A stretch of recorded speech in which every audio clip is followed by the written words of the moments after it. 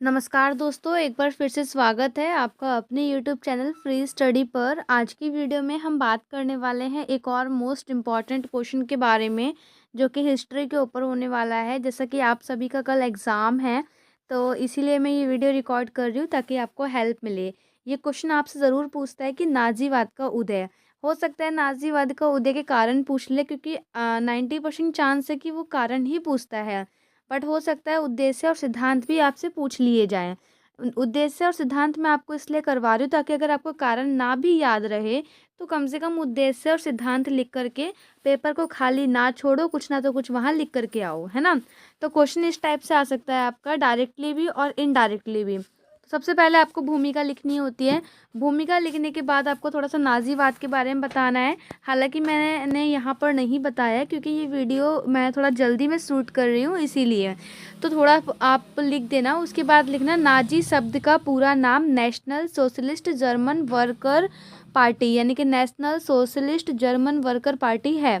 Hitler को नाज़ीवाद का जनक भी कहा जाता है, क्योंकि हिटलर के द्वारा ही इस नाज़ीवाद विचारधारा का विकास किया गया था। नाज़ीवाद की परिभाषा जो है वो अब लिख देना। फिर उसके बाद लिखना कि इसके उदय के क्या कारण हैं। सबसे मेन आपका ये है कि उदय के क्या कारण हैं, ऐसा क्या हुआ था जो नाज़ीवाद का उदय हुआ। तो जैसा कि आपको पता है कि नाज़ीवाद का उदय कहाँ हुआ था, जर्मनी में हुआ था, जर्मनी में। और इटली में क्या हुआ था, फासीवाद का उदय हुआ था मुसोलिनी के द्वारा। तो दोनों बहुत इंपॉर्टेंट है, दूसरा भी करवाऊंगी अभी, फिलहाल पहला कर रहे हैं हम। कारण देखिए, सबसे पहला कारण और सबसे इम्पोर्टेंट कारण, सेकेंड वर्ल्ड वॉर का भी मेन कारण और इसका उदय का भी मेन कारण ये है, वर्साई की संधि। आपको वर्साई की संधि पता है, वही आपको इसके अंदर बताना है। इसी के कारण उदय हुआ था किसका, फासीवाद का। उसके बाद सेकंड जो है आपका, वो है आर्थिक संकट। जैसा कि आपको पता है कि जर्मनी ने 2-3 युद्धों में भाग लिया, थोड़े छोटे-छोटे युद्ध हुए उसमें भी, और जो फर्स्ट वर्ल्ड वार हुआ उसमें भी। तो उसकी जो आर्थिक स्थिति है काफ़ी ज़्यादा कमज़ोर हो गई थी, जिसके कारण वहाँ पर क्या हुआ था, इसका उदय हुआ था। क्योंकि वो जो सरकार आई थी, क्योंकि ज़ाहिर-सी बात है ये एक सरकार ही थी, एक पार्टी ही थी। तो इस पार्टी का दावा ये था कि हम आर्थिक संकट को दूर करेंगे, इसलिए लोगों ने इसका साथ दिया। तीसरा है साम्यवाद का उदय। वहाँ पे साम्यवाद का उदय हो रहा था। साम्यवाद का उदय का मतलब ये होता है, साम्यवाद आपको पता है कि जब सारी शक्तियाँ सरकार के हाथ में होती है ना? तो वहाँ पर धीरे-धीरे साम्यवाद का उदय हो रहा था। तो ये चीज़ उसको पसंद नहीं थी, नाज़ीवाद की विचारधारा थी। तो हिटलर क्योंकि उस टाइम पर पॉलिटिक्स में ही था, है ना? तो हिटलर को ये चीज़ पसंद नहीं थी कि साम्यवाद का उदय हो। वो चाहता था कि राष्ट्रवाद का तो उदय हो, लेकिन साम्यवाद का उदय ना हो। साम्यवाद को पूरी तरीके से वो हटाना चाहता था। वो ये चाह रहा था कि मतलब हमारा जो जो देश है ना, वो पूरा का पूरा बिल्कुल लोकतंत्र विरोधी रहे। लोकतंत्र विरोधी, इसका पॉजिटिव वर्ड अगर लिखना चाहो तो पॉजिटिव वर्ड भी आप लिख सकते हैं। ठीक है। उसके बाद फोर्थ पॉइंट है यहूदी विरोधी भावना। क्योंकि ऐसा जो हुआ था, तो वहाँ पे जर्मन लोगों का मानना था कि हमारे संग यहूदियों ने बहुत ज़्यादा गलत किया है, हमारी आर्थिक स्थिति को ऐसा कर दिया और हमारे संग इस तरीके की अपमानजनक संधि करवाई। तो इस कारण उनके अंदर एक भावना थी कि हमें यहूदी से बदला लेना है, जिसके कारण इसका जो है उदय हुआ किसका, नाज़ीवाद का। ठीक है। बदले की भावना अगला पॉइंट लिखेंगे। उसके बाद संसदीय परंपरा का वहाँ पर अभाव था, इसके कारण भी इस पार्टी का उदय हुआ। उसके बाद सेवन्थ पॉइंट है हिटलर की छवि। क्योंकि हिटलर जो है स्पीच देने में, भाषण देने में बहुत ज़्यादा, मतलब एक होता है ना अट्रैक्टिव पर्सन, उस टाइप की उसकी पर्सनैलिटी थी।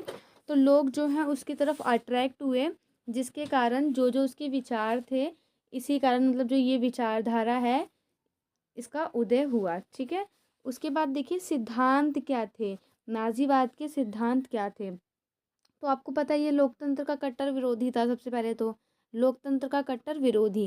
तो ये जो था ना, ये आप फर्स्ट पॉइंट, ये मतलब सेकंड पॉइंट यही है, जनतंत्र विरोधी या लोकतंत्र विरोधी। और ये युद्ध में विश्वास रखता था। इसका सिद्धांत ये थे, इसके मोरल्स थे, कभी कभार पूछ लेता है मोरल्स, ऑल टाइम नहीं पूछता है लेकिन हो सकता है पूछ ले। देखो इसका मानना ये था कि जो-जो इसकी पार्टी में शामिल होगा उसके कुछ मोरल होंगे। मोरल ये होंगे कि वो कभी भी समझौते पर ध्यान नहीं देगा, वो हमेशा युद्ध के लिए ही लड़ेगा। क्योंकि अगर 2 लोगों के बीच में लड़ाई हो रही है, तो वो समझौते यानी एग्रीमेंट से भी सॉल्व हो सकती है और वॉर से भी सॉल्व हो सकती है। तो वो अपनी फर्स्ट प्रायोरिटी जो है वो वॉर को देता था हमेशा, वो चाहता था कि युद्ध हो। युद्ध में विश्वास रखता था, ना कि एग्रीमेंट में। तो उसका सिद्धांत पहला ये था। सेकंड, आपको पता है जो लोकतंत्र है उसका वो विरोधी था। थर्ड पॉइंट है महान नेता का गुणगान। उसका सिद्धांत ये था कि जो भी हमारा लीडर होगा, जो भी हमारा नेता होगा, हमें उसके सारे विचारों को मानना है, सारे विचारों को फॉलो करना है, सारे सिद्धांतों को फॉलो करना है और अपने नेता का गुणगान करना है हर जगह पर। उसके बाद फोर्थ पॉइंट है व्यक्ति के स्थान को कम समझना। उसका ये सिद्धांत था कि एक देश के अंदर व्यक्ति के स्थान को वो कम समझेगा, किसके तुलना में? राज्य की तुलना में। यानी कि जो है सब कुछ राज्य ही है, राज्य की तुलना में व्यक्ति के स्थान को कम समझना, ठीक है? उसके बाद है यहूदी के प्रति घृणा करना। उसका सिद्धांत था कि जो भी उसके साथ शामिल होगा वो यहूदी से घृणा करेगा, यानी कि मतलब यहूदी से हेट करेगा, ठीक है? उसके बाद देखिए उद्देश्य है, क्या ऑब्जेक्टिव है इसके नाज़ीवाद के। तो ज़ाहिर सी बात है जब इस विचारधारा का उदय हुआ, इस पार्टी का उदय हुआ, तो कुछ उद्देश्य भी रहेंगे।